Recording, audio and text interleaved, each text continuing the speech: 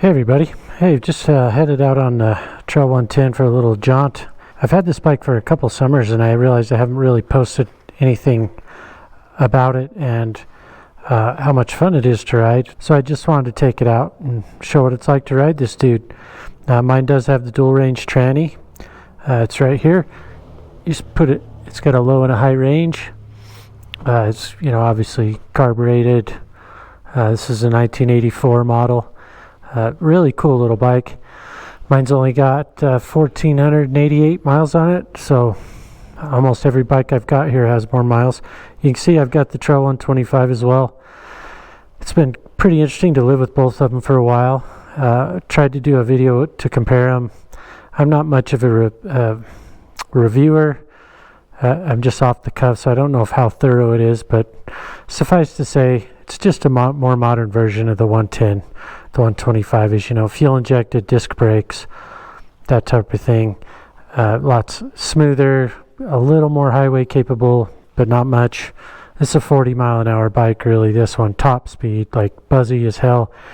This one will go, I can get up to in the 51, 52 range, but super buzzy. So maybe a 45-mile-an-hour bike. So it's a good view from the left side. Let me show you just if you're curious from the right. How similar they nailed them, with the pipe. I don't know if the geometry is exactly the same. I think it is. It looks the same. It's very similar. Foot peg position is very similar. I think the seat height's a little higher on the 125. Pretty sure it is. This one to me is, I'm 5'11" and I'm quite cramped. My knees feel like they're kind of up under my chin a little bit. Not near as comfortable to ride long term as that one is, and that one's really not that comfortable either, but that's a whole another subject. But anyway, back to the Trail 110. I'm just going to go take it out, run it down the road a little bit, show you what it's like at speed, top speed capable, and then maybe climb some hills. I've got a couple of big hills that I've climbed on it before that absolutely blew me away. I didn't even think it would make it up them, and it even surprised me that it did. So maybe I'll do that, and just some more comments about it as whatever comes to mind, and hopefully you'll find this enjoyable. So if you're not familiar with the carbureted bike, the Navi's kind of the same story. So on a carbureted bike, basically you have to remember you have a choke on the carburetor to get it started, and then you also have a fuel selector knob with an on and a reserve. And the way this works is, Navi's the same thing, is on feeds from a pipe that's inside the tank with a screen on it down to a certain point. Once it gets below that pipe, it runs out of gas. Basically, it's kind of a mechanical way to remind you have fuel, sort of an old school way of a low fuel light, if you will. So once it runs below that standpipe, you have to flip it to reserve, and then the tank will begin to pull from another pipe that's lower than that first one. So you have to remember to always, when you refill it, to suck from the on first, or you lose that mechanical reminder. If you put it on reserve from the get-go, you're going to suck the fuel from the bottom of the tank to begin with, and when it runs out, you're done. That's it. So a key thing to always remember, I almost ran into that with the Navi, matter of fact, because it doesn't say on and reserve. It's got symbols that are supposed to be universal, and the dealer had it on reserve. I took off on my first ride and was waiting to see when it hit reserve. Well, it never did, and I damn near ran out of gas, but luckily I made it home because I gave up waiting on it, but I was in reserve all day. So it's something to that most modern vehicles or bikes, you're not going to even have to think about such a thing, but you do on these old bikes. So it's quite simple. A lot of times I don't even need to choke this thing. We'll see, choke would be up. We'll just give it make sure you're neutral. And just like the Trail also has a kickstarter, bad electric start as well. The 125, I mean. Oh, engine run. Key in it. And there you go. Just going to start right up. This thing has a real lawnmower-esque sort of tone to the exhaust. I will say that the Trail 125 sounds a lot cooler.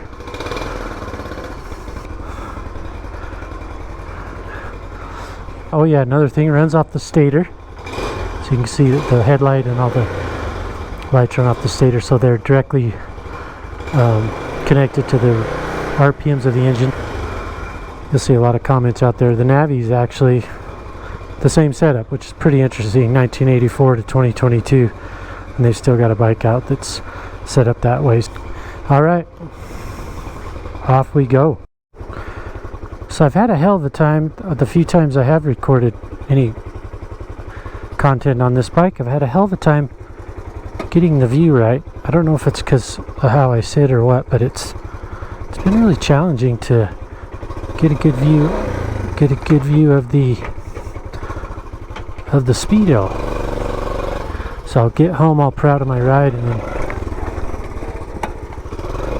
realize I haven't recorded anything worth watching. So here's hoping today is better. Hopefully you can hear some good engine sounds of this thing too. It's so old school in so many ways. Engine sound, seating position feels a bit odd. It's really slow.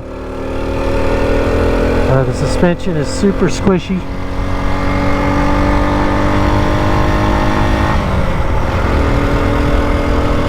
But all that being said, it's funner than hell to ride. I think it'd be best for somebody that's, say, oh, I don't know, 5'8" or shorter. I'm, like I say, I'm 5'11", and see, my knees are up there pretty good. The seat's comfy, but you know, the foam's, what's that, 30 years old, 40 years old, so who knows what it is supposed to be like.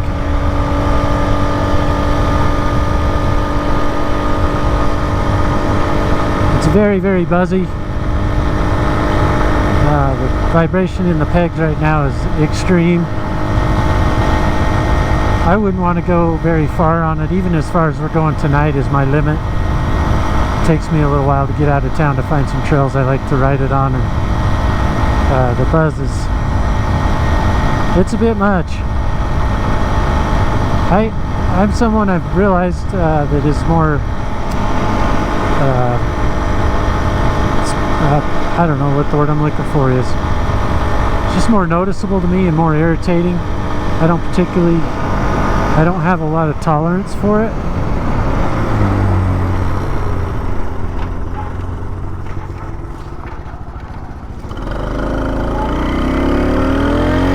I just find it really annoying and really uncomfortable.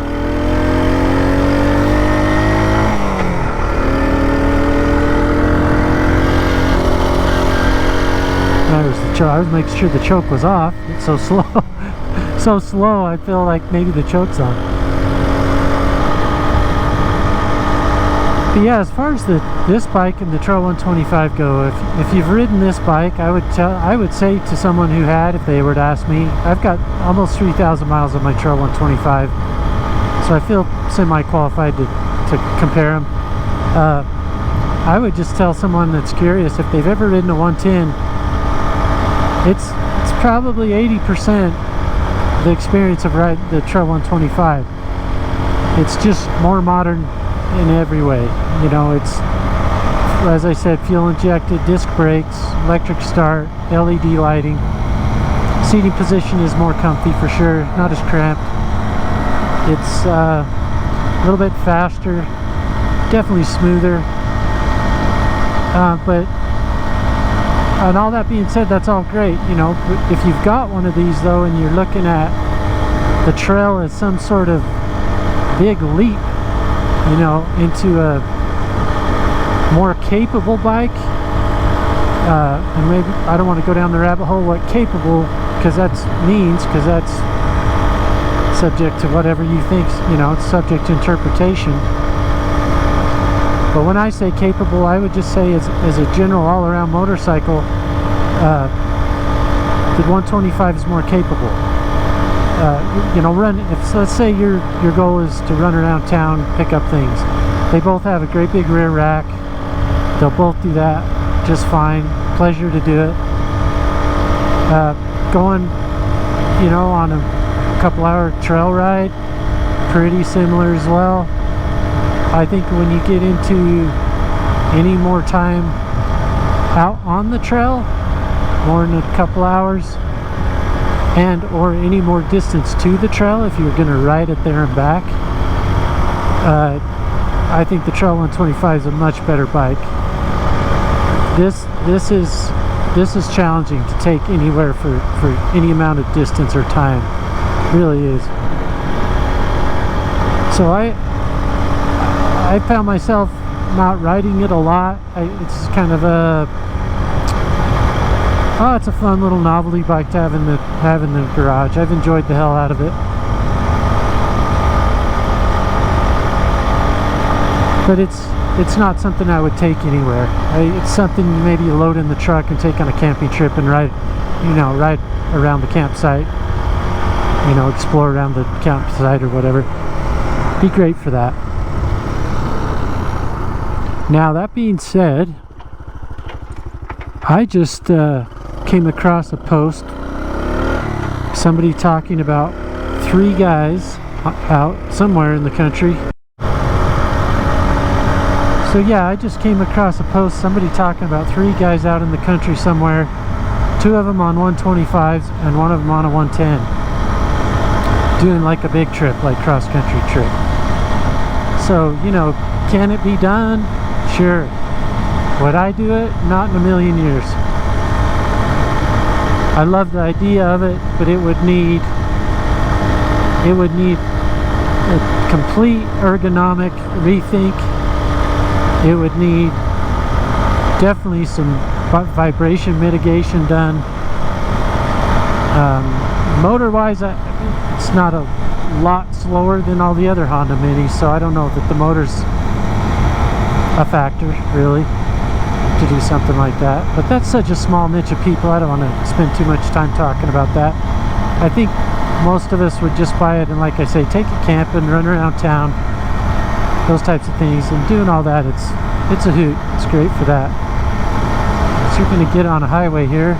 It's I think it's 55 speed limit or so, and of course, you know, this won't do that, but I hope it gives you an idea of what it's like to take it down a road like this. We'll let this car go, and hopefully I can capture some sounds and good visuals of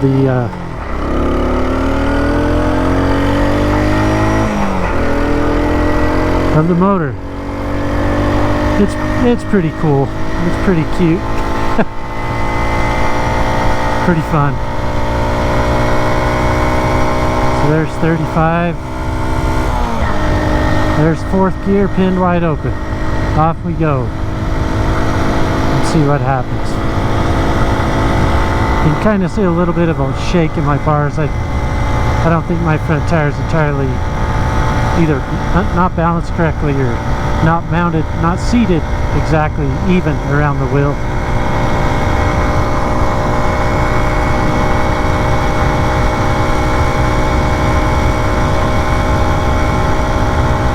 It's going to go a little faster than 40 today for us. That's nice.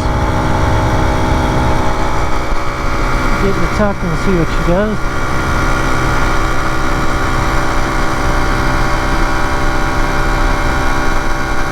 Wow.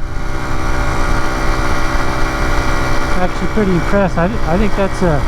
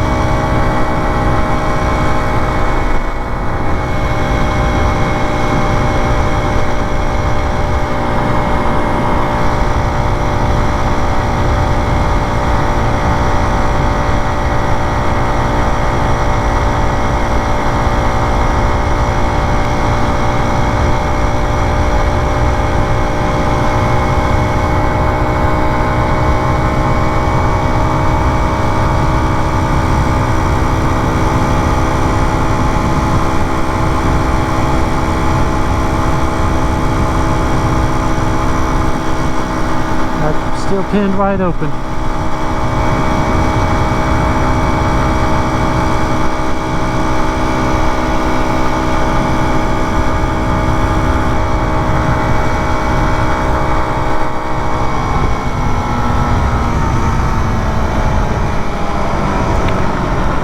So I think that's a land speed record for my Trail 110.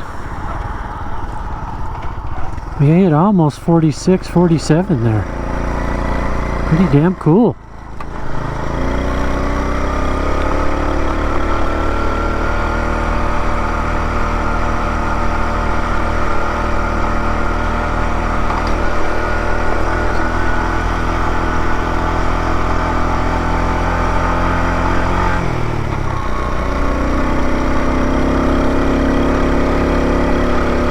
So getting into the differences off-road, this isn't really a difference between it and the 125 video. That's not the point, but I'll probably comment it just because I just tend to think that way. The suspension on this is so much more squishy and compliant. This road here, this beats the hell out of me on the 125. And this really isn't that bad. It's absorbing the bumps and really taking them just fine as long as you don't push the speed.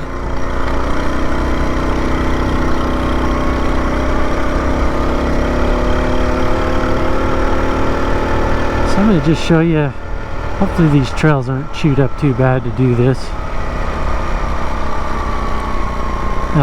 The camera's in wide angle, so I'm going to see if I can't put the camera in a narrower angle to give you an idea of how steep these hills are.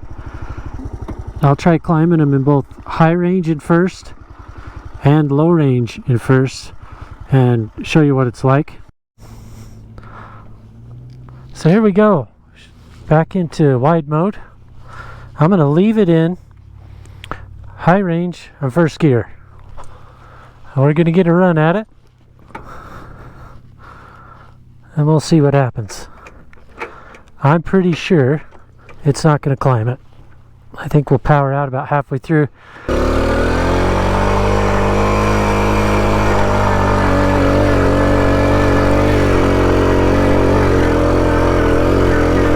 That made a complete liar out of me. Look at that.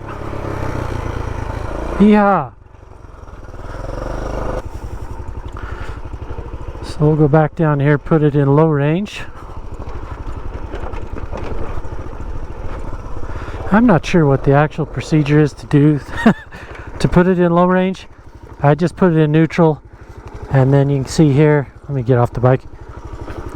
See here, you've got a low and a high, and it just flips over into low. I'll show you coming out. Mine doesn't come out of low as easy as it goes into low. So here we go. You'll hear the difference in the motor. You do not need to run at it.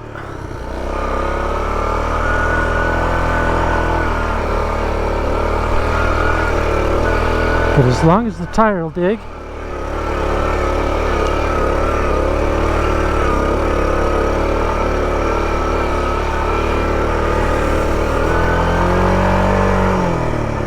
I wouldn't doubt it if it would climb it in second in low range.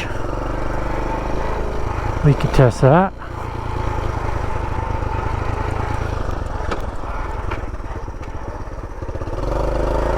Just give you an idea here, I'll just show you on flat ground. This is low range first gear. Second, third. So you're almost revved out. That's fourth gear, low range. You're really revving the hell out of it before you even get to 20. Okay, we're going to try this in low range. Low range second gear. Let's see what we get.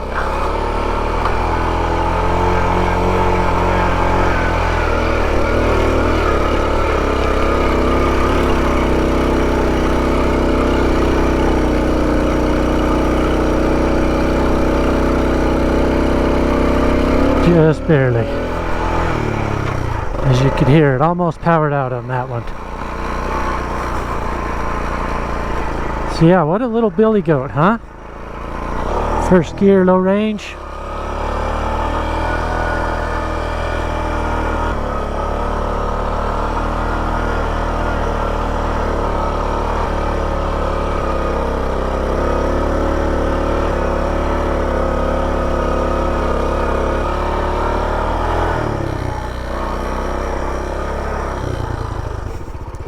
And it's nice to come down as well with the low range.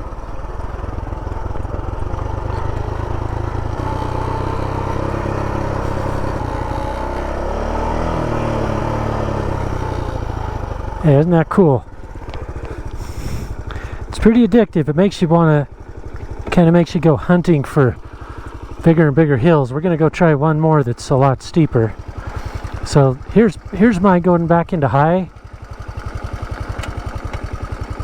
Well, maybe it's going to make a liar out of me. Huh. That's interesting. I normally have ran into kind of a hard spot and have to play with the shifter to get it to go into high, and then it kind of clunks as it goes in.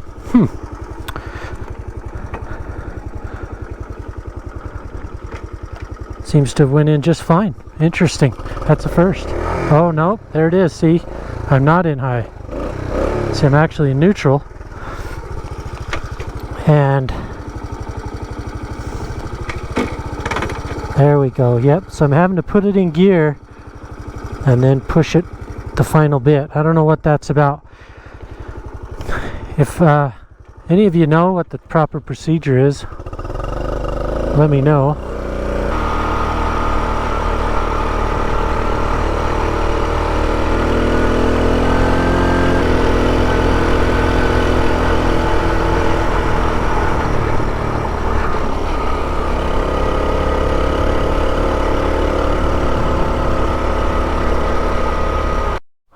So this is the next hill we're going to try. I don't know if this view shows it any better, but the wide view sure flattens it out. That gives you an idea of the little bike and the big hill. And I've climbed it before on this bike, but it gets really rough and rocky, and then at the top there's some big gullies where the four-wheel drive trucks have spun, and so you get that little rear tire in there. And yeah, that's all she wrote, but we'll give it a shot. I'm going to put the camera back in wide mode just to capture the width of it a little better. Alright. Throw her in low range. And here goes nothing. Hopefully the camera will pick this up. I'll just creep right up it as quick as it'll go. I'm not going to bother with second gear this time.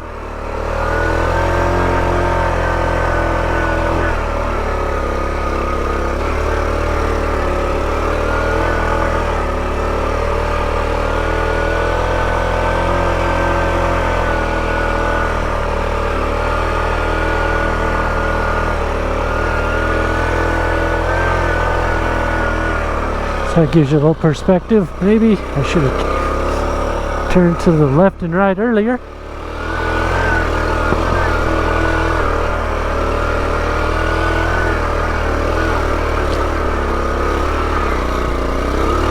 Looks like that's gonna be it.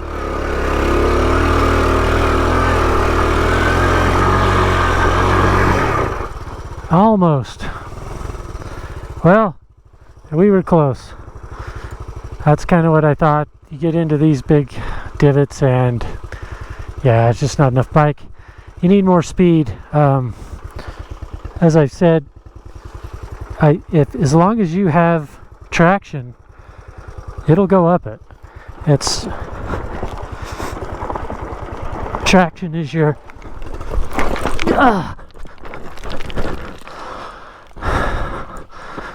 I was afraid I might do that. Damn it!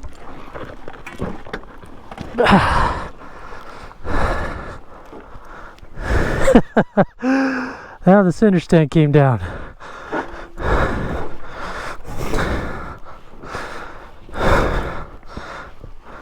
There we go. Okay, caught a crash on camera as well.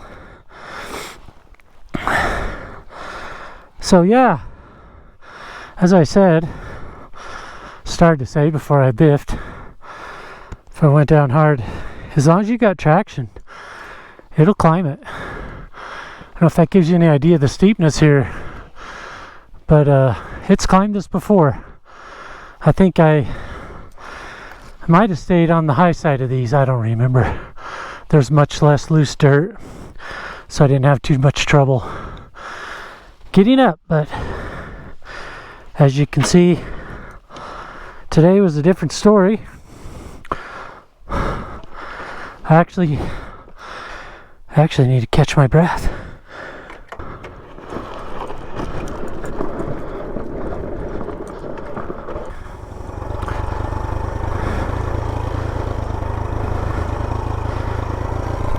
I actually have, as I said, climbed this before on this bike.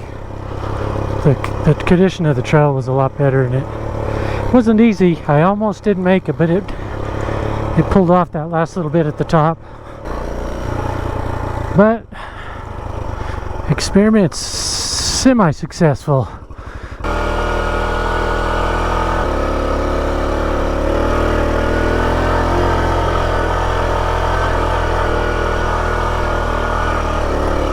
I'm going to try this left side. I went right both the last times.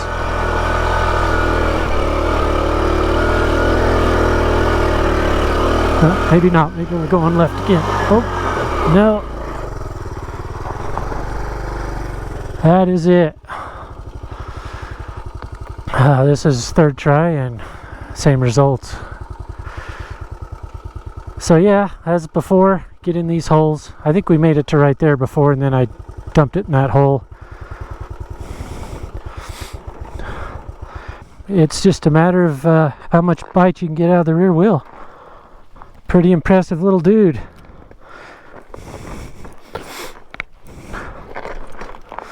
And what's really nice about these little bikes in these sticky situations too, like this, they're so forgiving to get out of it. It's just not a problem. I've got my Trail 125 in some real sticky situations, and particular time I'm thinking of, there was a big log laying in the trail, really thick forest, so there's really no way around it other than climbing this hill to the root side of it. And I just got off the damn thing and just walked it with the throttle, walked it up the hill and right around this big tree. I mean, I don't think I could have done that with a bike with a clutch on it, actually. So it was really cool.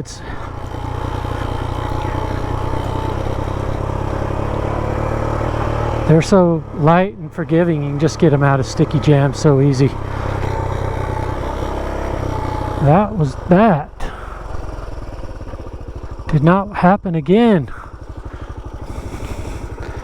Let me go back to high.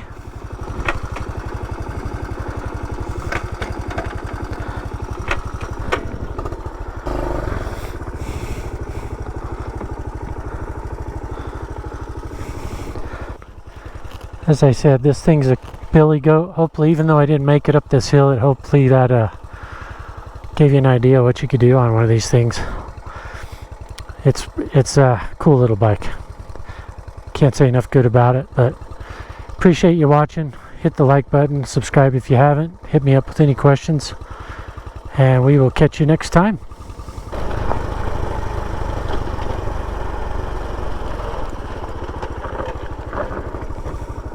Well, holy shit. So I bought this dude because it was missing on mine.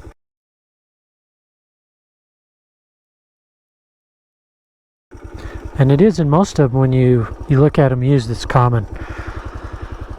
And I got been out for a couple hours and noticed it was missing. Thought I was looking for a needle in a haystack. I've backtracked every trail I've done and gave up, and I'm almost back to the highway, and what do you know, there is a God.